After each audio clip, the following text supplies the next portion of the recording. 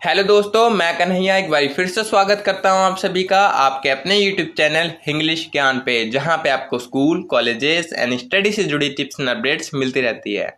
तो दोस्तों, आज के इस वीडियो में हम प्रिपरेशन को आगे कंटिन्यू करते हुए आज हम हिंदी के पैसेजेस के बारे में देखेंगे कि जो DU BEd 2022 में जो पैसेजेस आएंगे उन्हें आपको किस प्रकार से सॉल्व करना है, किस प्रकार से क्वेश्चन को टैकल करना है और किस प्रकार से पैसेज को रीड करके सभी क्वेश्चंस के आंसर देने हैं, क्योंकि ये बहुत ज़्यादा इंपॉर्टेंट है। चाहे आपका इंग्लिश का पैसेज हो जाए, चाहे आपका हिंदी का पैसेज हो जाए, ये पैसेजेस काफ़ी इंपॉर्टेंट करते हैं और काफ़ी मार्किंग भी होते हैं। लाइक यहाँ से आपको जितने मार्क्स मिल सकते हैं उतने मार्क्स आपको नीचे जो क्वेश्चंस आएंगे लाइक GK GS या फिर सोशल साइंस साइंस से जितने भी क्वेश्चन आते हैं वहां पे आप उतने मार्क्स नहीं गेट कर सकते जितने आप यहाँ पे कर सकते हैं। ये बहुत इजी भी होते हैं, बट हाँ थोड़े से लेंथी होते हैं जो कि आपका टाइम ज़्यादा कंज्यूम करते हैं। तो इसीलिए इनको टैकल करने की आपके पास स्ट्रेटेजी होनी चाहिए। तो वही स्ट्रेटेजी आज मैं आपके साथ शेयर करूंगा कि किस प्रकार से आपको हिंदी के पैसेजेस को करना है और किस प्रकार से आपको अपना टाइम यहाँ पे बचाना है।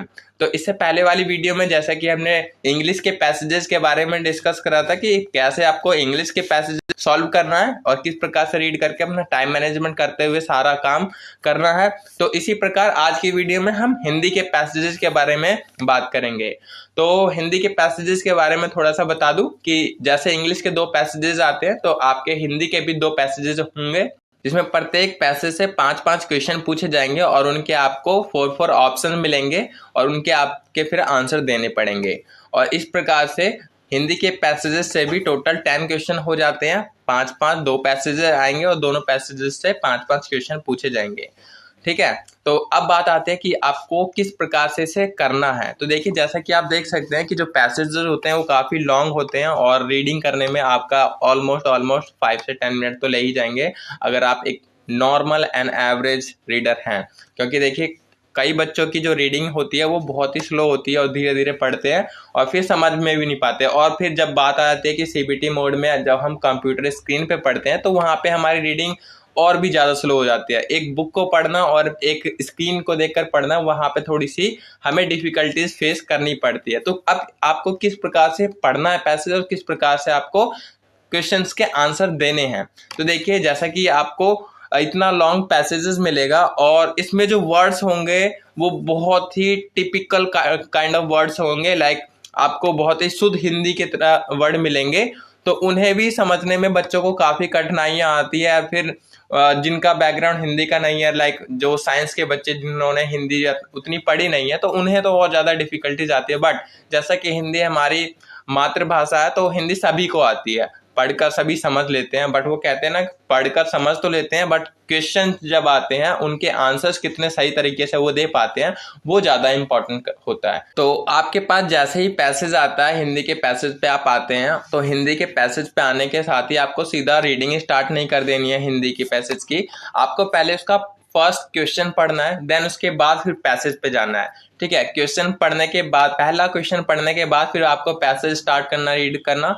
उसके बाद जैसे ही आप पूरा पैसेज रीड कर लेते हैं और आपको आंसर मिल जाता है पहले क्वेश्चन का, तो फिर आपको पूरा रीड करना है पैसेज। ठीक है, पहले क्वेश्चन का आंसर ढूंढने के बाद आपको पूरा पैसेज रीड करना, अच्छे से समझना है और ऐसे रीड करना कि आपको एक ही बार में पूरा पैसेज समझ आ जाए और इसमें क्या क्या बातें हो रही है वो आपको समझ आ जाए। बाकी फिर जो भी आगे क्वेश्चन आएंगे उसके आंसर आप एक बारी में दे सके कि इसका मैंने यहाँ पे पढ़ा था और इसका ये आंसर हो सकता है। और अगर आपको एक बारी में पूरा पैसेज नहीं भी समझ आता है तो आप एक ही बारी पढ़ना केवल पूरा पैसेज, उसके बाद फिर सीधा क्वेश्चन पे जाना। जैसे पहला जो क्वेश्चन है इसका आंसर आपको मालूम मिल गया, अब सेकंड पे गए, आपको सेकंड पे भी यहाँ पे पैसेज पूरा देखने को मिलेगा। तो यहाँ पे आपने सेकंड क्वेश्चन पढ़ा, अब सेकंड क्वेश्चन पढ़ने के बाद आपको थोड़ा सा कंफ्यूजन हो रही है कि यार इसका आंसर कहाँ पे था, क्या था। तो आपको थोड़ा सा हिंट तो मिल ही जाएगा, इतना तो आप समझ ही जाएंगे कि इसके बारे में मैंने इस बीच में पढ़ा था, लास्ट में पढ़ा था या फिर स्टार्टिंग में पढ़ा था। तो सीधा आपकी नज़र वहीं पे जाएगी जहाँ पे आपने इस क्वेश्चन के बारे में, इस क्वेश्चन से रिलेटेड थोड़ा सा पढ़ा होगा। तो वहीं पे आपको फिर से 1 या 2 लाइनें पढ़नी है और अगर आप सेटिस्फाइड होते हैं कि हाँ इसका आंसर यहीं पे मिल रहा है तो उसी के अकॉर्डिंग फिर आप ऑप्शन चेक करने लगना। और ऑप्शन में भी सबसे पहले आपको वही काम करना है जैसा इंग्लिश में करना है, एलिमिनेशन मेथड का यूज करना है। क्योंकि एलिमिनेशन मेथड से आपके दो ऑप्शन तो ऐसे होंगे कि पहले ही कट जाएंगे, फिर आपके बचेंगे दो ऑप्शंस, तो वहां पे फिर आपका 50-50 चांस हो जाता है कि आपके जो आंसर होगा वो बहुत सही जा सकता है। और सही क्या, ऑलमोस्ट ऑलमोस्ट हिंदी में सभी का सही जाता है, बट हाँ थोड़ा सा आपको टेक केयर करना पड़ेगा कि हाँ जो मेरे आंसर्स हैं वो एग्जैक्टली सही हैं, क्योंकि पैसेजेस होते हैं जो वो थोड़े से घुमाऊ आते हैं, लाइक टिपिकल टाइप्स के आते हैं जो कि अंडरस्टैंडिंग में थोड़ा सा डिफिकल्ट होता है, एंड जो आंसर्स भी पूछे जाते हैं वो भी थोड़े से घुमा घुमा के पूछे जाते हैं कि ये भी हो सकता है, ये भी हो सकता है। आपको बहुत कंफ्यूज करेंगे वहां पे क्वेश्चन कि ये भी हो सकता है इसका आंसर, ये भी हो सकता है, बट आपको एग्जैक्टली जो आंसर होगा वो चुनना होता है, तो थोड़ा सा ध्यान रख के चुनिएगा। और इस तरह से फिर आपको पैसेज करना है। तो जो पहला पैसेज होगा वो आपका कंप्लीट हो जाएगा। अब पहला पैसेज कंप्लीट होने के बाद फिर नीचे जब आएंगे सेकंड पैसेज चालू हो जाएगा। 5 क्वेश्चन के आंसर देने के बाद सेकंड पैसेज चालू हो जाएगा। अब सेकंड पैसेज थोड़ा सा छोटा होगा फर्स्ट वाले से, या फिर देखिए दो पैसेज मिलेंगे आपके, दोनों पैसेज में से एक पैसेज छोटा होगा, एक पैसेज थोड़ा सा लॉन्ग होगा, बट दोनों ही पैसेज को आप अच्छी तरह से पढ़ना और फिर उसके क्वेश्चंस के आंसर देना। अगेन जैसे मैंने आपको बताया कि पहला प्रश्न पढ़ना है पैसेज को रीड करने से पहले, देन आपको पैसेज पे जाना है। इस तरह से आपका टाइम बहुत ही बचाएगा। और पैसेज को केवल और केवल एक ही बार रीड करना है पूरा, उसके बाद सीधा क्वेश्चंस पे आना है, उनके ऑप्शन देखने हैं, ऑप्शन के अकॉर्डिंग दोबारा से जहां पे आपको लगा कि आंसर यहाँ पे मिल सकता है मुझे, क्योंकि एक बार हिंट मिल जाता है हमें पैसेज रीड करने के बाद कि हाँ इस चीज के बारे में हमने यहाँ पे पढ़ा था, तो वहीं से आपको फिर थोड़ा सा आइडिया मिल जाएगा कि यहाँ से मुझे पढ़ना चाहिए इस आंसर को ढूंढने के लिए, तो आप सीधा फिर वहीं से आंसर ढूंढना चालू कर देना। ठीक है, इस तरह से आपका टाइम बहुत ज्यादा बचेगा। और ट्राई करना कि जितनी जल्दी आप पैसेज को कर सके उतनी जल्दी आप करें, क्योंकि पैसेजेस बहुत ही इम्पोर्टेंट है और जल्दी करना, क्योंकि यहाँ पे टाइम आपका बहुत वेस्ट होता है। और अगर आपने यहीं पे ज़्यादा टाइम दे दिया तो फिर आगे जो क्वेश्चंस आएंगे, जो आगे GK, GS, science, reasoning, maths ये सारे पढ़े हुए हैं वो सारे छूट जाएंगे। तो जितना जल्दी हो सके आपको यहाँ से जल्दी करके हटना है और फिर आगे क्वेश्चंस पे जाना है। और यहाँ पे अगर आप अच्छा कर देते हैं तो आपके अच्छे मार्क्स आ जाते हैं, क्योंकि अगेन जैसा कि मैंने प्रीवियस वीडियो में बताया था आपको कि टोटल आपके पैसेजेस मिला के, हिंदी और इंग्लिश के पैसेजेस मिला के 20 क्वेश्चंस बनते हैं, एंड इन 20 क्वेश्चंस का हम एवरेज मार्क्स देखें तो 80 मार्क्स होते हैं। और 80 में से अगर आपके 60 भी आ जाते हैं तो बहुत बढ़िया है, बहुत अच्छे मार्क्स हैं। 60 भी आ गए तो इसके बाद 60 के अलावा फिर आगे आपके बचेंगे 80 क्वेश्चंस। अब 80 क्वेश्चंस में आपने अगर 50 भी सही कर दिए तो टोटल हो गए आपके 50, और प्लस इधर लगा लो 10 क्वेश्चन अगर 50, और अगर यहाँ पे आपने 5 भी कर दिए तो 55 के अगर आप 4 से मल्टीप्लाई करोगे तो बहुत अच्छे मार्क्स बन जाते हैं, जो कि आपके एडमिशन में मदद करेंगे। लाइक फाइनली आपका एडमिशन हो भी जाएगा अगर आपके 55 मार्क्स आ भी जाते हैं। तो ऑलमोस्ट कोशिश करना कि आपका जो मार्क्स एवरेज रहे पेपर में, जो भी क्रैक करने के लिए, वो आपका 55 से 60 तक होना चाहिए, तभी जाके आपका जो एंट्रेंस है वो क्लियर हो पाएगा। अदरवाइज अब जो कट ऑफ आते हैं वो 50 वाले जितने भी होते हैं उनका भी एडमिशन नहीं हो पाता। लाइक आपके जो 200 मार्क्स हैं या 225 तक भी होते हैं तो वो भी बच्चों का एडमिशन नहीं हो पाता है, क्योंकि कंपटीशन बहुत ज़्यादा बढ़ चुका है। और कंपटीशन बढ़ने की वजह से जो कट ऑफ है वो बहुत ज़्यादा हाई आती है।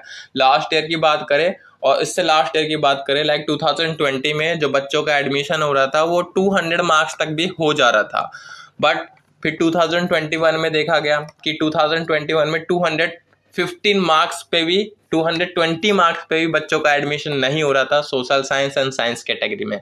इवन साइंस में तो 25 अबव वालों का भी एडमिशन जल्दी देखने को नहीं मिला कि उनका एडमिशन भी हो रहा है। तो इसलिए आप अंदाज़ा लगा सकते हैं कि कट ऑफ कितनी ज़्यादा हाई जा रही है और कितना आपको मैनेज करने की ज़रूरत है, कितना आपको पढ़ने की ज़रूरत है। तो उस हिसाब से अपनी प्रिपरेशन को कीजिएगा ताकि आप अच्छा स्कोर कर सकें एंड अच्छे से मार्क्स लाकर आप इस एंट्रेंस एग्ज़ाम को क्लियर कर सकें। तो आई होप आपको ये समझ आ गया होगा कि किस प्रकार से आपको पैसेजेस को रीड करना है, किस प्रकार से पैसेजेस के आंसर देने हैं और किस प्रकार से अपना टाइम मैनेजमेंट करना है। टाइम मैनेजमेंट बहुत इंपॉर्टेंट होता है DU BED के एग्ज़ाम में। जिसने टाइम मैनेजमेंट कर लिया वो आसानी से ये क्लियर कर देता है और आसानी से अच्छे से, बहुत ही अच्छे से अपना पेपर अटेम्प्ट करके आता है। तो घबराने की कोई ज़रूरत नहीं है। अपने एग्ज़ाम में अच्छे से बैठना, शांत होकर बैठना, अच्छे से रीड करना और किसी भी प्रकार का कोई डिस्ट्रैक्शन मत पालना। लाइक सामने वाला है, बगल वाला है, उससे पूछ लो, इससे पूछ लो, ऐसा नहीं करना है आपको। बिल्कुल अपने क्वेश्चन पे कंसंट्रेट करना है। अपने जितने भी आता है आपको वो करते चलो, लास्ट में देख लेना अगर पूछने वाली कंडीशन बनती है तो लास्ट में पूछ लेना आजू बाजू से, बट स्टार्टिंग में आप खुद ही करते चलना, जितना भी आपसे हो सकता है सारा अटेम्प्ट करके आना। और बाकी इससे नेक्स्ट वीडियो में हम बात करेंगे जो अदर्स इसके क्वेश्चन है वो, और इसके अलावा कुछ बच्चों के डाउट्स भी आ रहे हैं तो उन डाउट्स पे भी एक पर्टिकुलर वीडियो बनाई जाएगी कि क्या क्या आपके डाउट्स हैं। उन डाउट्स को सॉल्व या फिर उनके जो भी आंसर होंगे वो मैं बताऊंगा। जैसे कुछ बच्चों के डाउट्स हो रहे हैं कि एडमिट कार्ड कब आएगा, या फिर पैसेजेस, और या जो भी क्वेश्चन आएंगे वो हम हिंदी इंग्लिश दोनों में अटैम्प्ट कर सकते हैं क्या। तो इस तरह से जो भी आंसर्स होंगे वो मैं आपको प्रोवाइड कराने की कोशिश करूंगा नेक्स्ट वीडियो में। तब तक के लिए आप अपनी प्रिपरेशन करते रहिएगा अच्छे से। पैसेजेस को रीड करना चालू कर दीजिए, अपनी रीडिंग को थोड़ा फास्ट करना चालू कर दीजिए और देखिए कि आप कितना तेज़ी से रीड कर सकते हैं और कितनी जल्दी से आप समझ सकते हैं। ठीक है, बाकी यही कहूँगा आज की वीडियो में। बाकी अपनी प्रिपरेशन को अच्छे से कीजिएगा। All the very best and thank you so much for watching this video. मिलते हैं इसी प्रकार की नेक्स्ट वीडियो में, तब तक के लिए चैनल को सब्सक्राइब करके जुड़े रहिए। Good day, have a nice day, bye bye.